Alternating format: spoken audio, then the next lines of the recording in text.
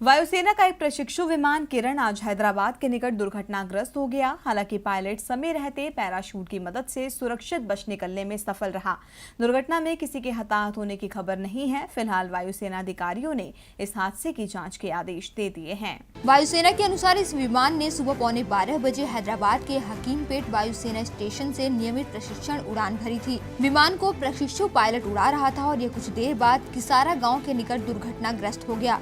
अधिकारियों ने बताया कि हादसे की वजह को जानने के लिए कोर्ट ऑफ इंक्वायरी गठित की गई है। शुरुआती जांच में हादसे के पीछे तकनीकी गड़बड़ी सामने आई है। डीबी लाइव की रिपोर्ट।